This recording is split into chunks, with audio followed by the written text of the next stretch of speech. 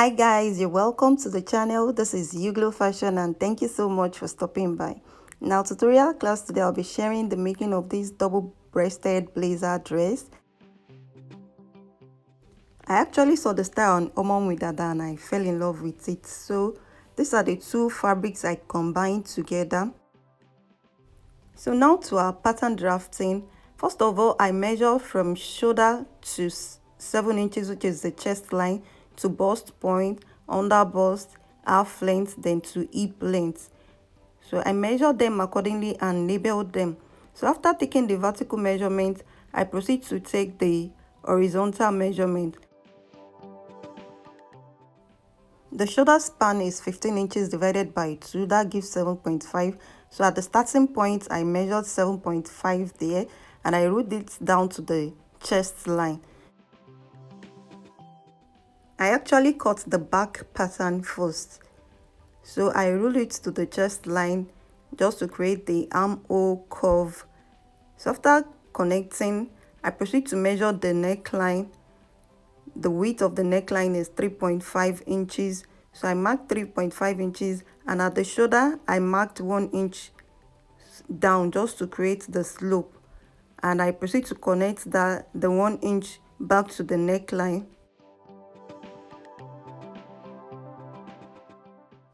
Next, I pick the curve ruler and I curve out the armhole. So this is how to place your curve ruler while creating the armhole. So after that, I proceed to the neckline, then I measure the length. I used 1 inch for the neck depth and also pick the curve ruler to connect the 1 inch back to the 3.5 inches. You can see it's very easy. That's the neckline of the back.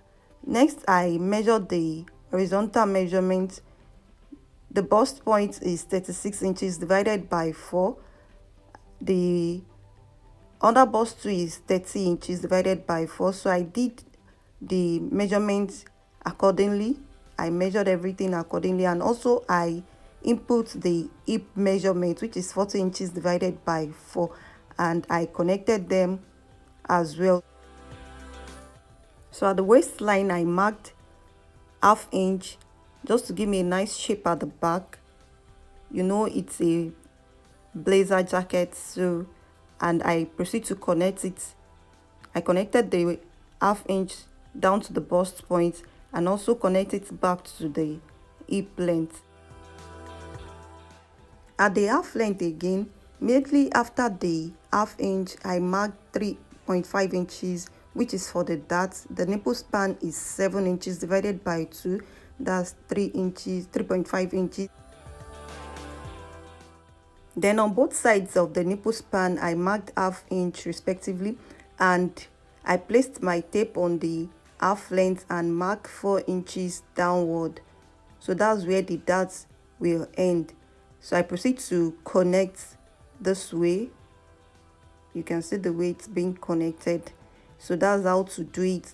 Then I took the ruler back to the under bust and I connect the ½ inch to that point too.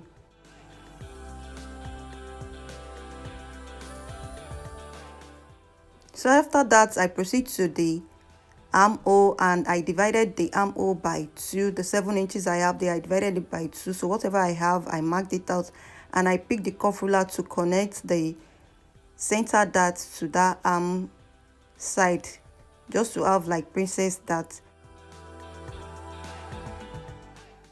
Next, I added back the allowances I used as that. So at the chest line, I marked half, but at the half length, I marked 1.5. You remember I used 1 inch for the dart, and for the shape I want at the back, I added ½ inch, so which gives 1.5, and I connect everything respectively this way with my curve ruler. Now we are done with the back pattern. I proceed to label them accordingly. This is the center back and this is the side back. So after labeling, I place this aside. I will not be doing the cutting right now. This is another pattern paper, so this I'll be using for the front pattern, and I added extra paper to it You can see I have 5-inch extra at the top. That is because of the collar, the lapel side, and also I marked 4 inches here for the lapel. I marked 5-inch upward for the collar. So next is I marked all the necessary vertical measurements like shoulder to chest point, shoulder to under bust. So I marked everything respectively and I labeled them also. And at the hip side, I came down by 4.5 inches, and that's because of the style at the skirt side. There's a shape there, so that was why I came down by 4.5 inches.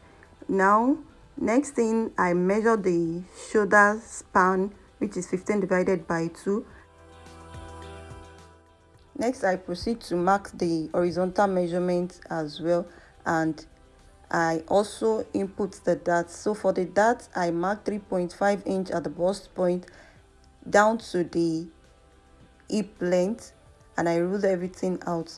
Next, at the under bust, I marked 7.5 inch for the dart. That's because it has like bustier, like braces that bustier there. So I marked 7.5 inch. I usually use 1 inch for the bustier, but because I don't want it well pronounced, so I use 0.75 inch for the bustier. And at the half length, I came down with 4 inches and I connected them this way with a straight ruler. And after connecting, I proceed to pick the cuff ruler to curve the bust point.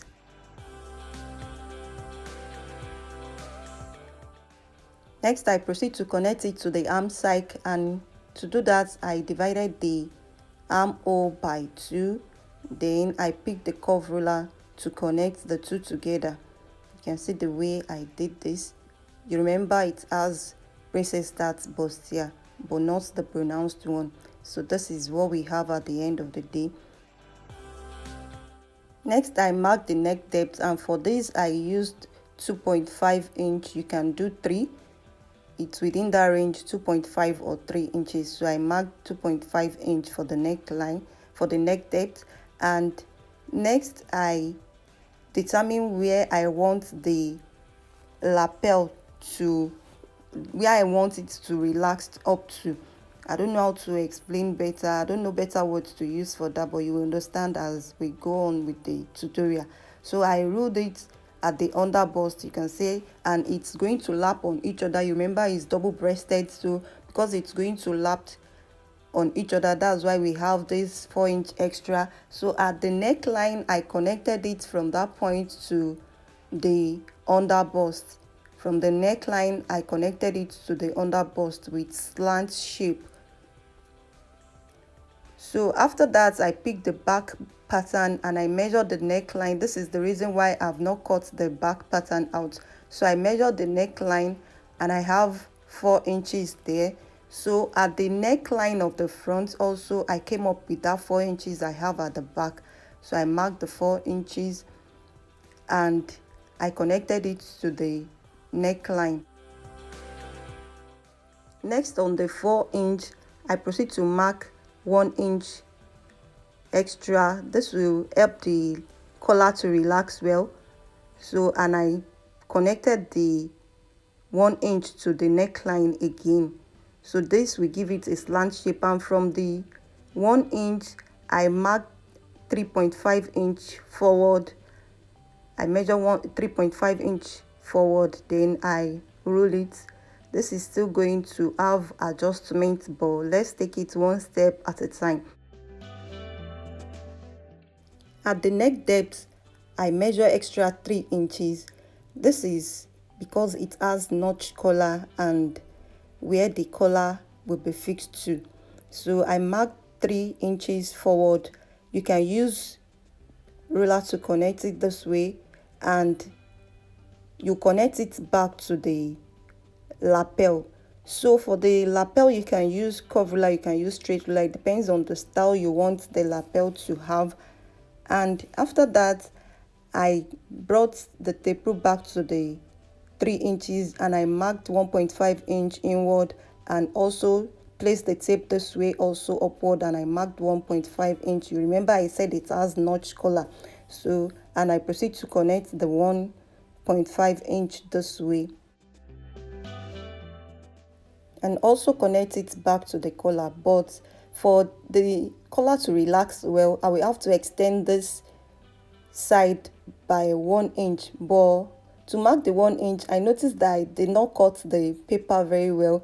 The 1 inch is not complete. I have like 0.1 inch missing, so I added additional paper because of the 0.1 inch, and I proceed to connect this way. So I extended it with 1 inch up there, and I reshaped the 3.5 in order not to have excess. If I should go by what I've measured now, I will have like 4 inches. So I remeasured the 3.5 inch and I connected it this way. So please ensure you do it the same way. And now we are done with the collar and the lapel side. You can see the notch collar. The next thing now is to add back the measurement I used for the dart.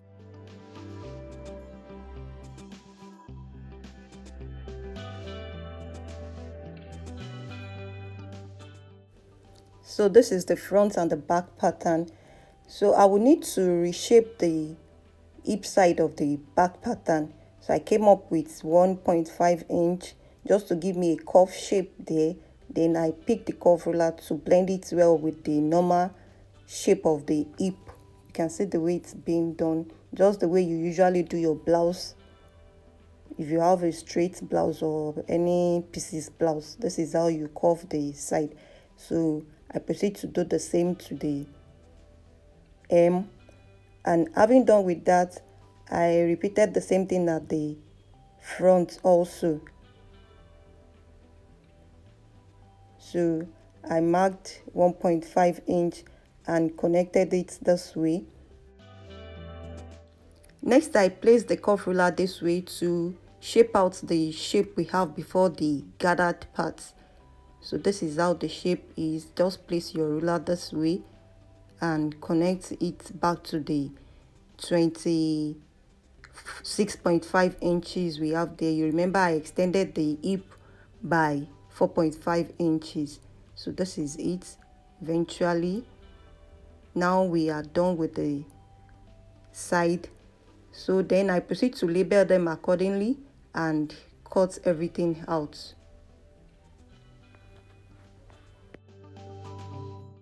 And while cutting, I ensure to mark where the notch collar will be fixed. Please ensure you do that, and even on your fabric, notch the parts out so you won't make mistake while you are fixing the collar to the main bodies of the clothes. So this is it. This is our pattern. The next thing now is to cut out the main fabric.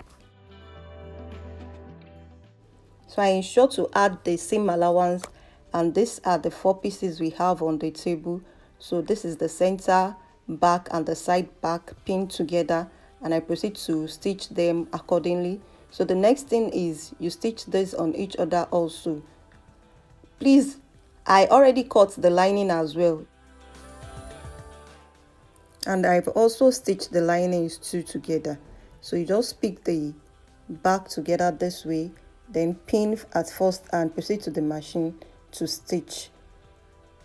So this is what we have after stitching them together. So I'll place the back bodies aside, then work on the front. So this is the front pattern, and I proceed to add wording, soft wording to this. So this is just for the bustier part of it, and I've gummed it down.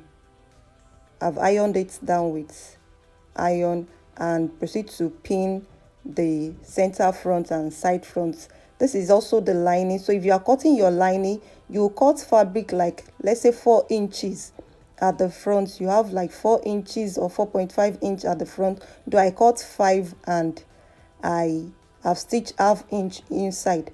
This is because when you fix the lapel, when you want to turn it over, the fabric must still be showing. You will understand better as we proceed in this tutorial. So, and after stitching the front pattern I proceed to stitch both the front and the back shoulders together. So this is it. I've ironed it also, and anything I do to the main fabric I also do to the lining as well. So I've stitched the back and the front of the lining two together. So this is our collar here. So you can see I cut lining as well, but this collar you can also use the fabric also for the lining. You may not use normal lining for it, you can use fabric also. So, and I've stitched the two together. You know it's in pairs, so I've stitched it, and I also notched the notch side, the notch collar. I've notched it from there, and next is to stitch it on the main fabric. So the part that I notch at the front and the part that I notch at the collar, I pinned the two together and pinned everything around. I pinned the collar round to the neckline of the main bodies of the clothes. So this is what we have, and this is the lining. So the next thing is to stitch the lining and the main fabrics together. So you place it on each other this way. You stitch the neckline at first, then after stitching the neckline, you can now proceed to stitch the collar side. You remember I've stitched the collar to the main fabric.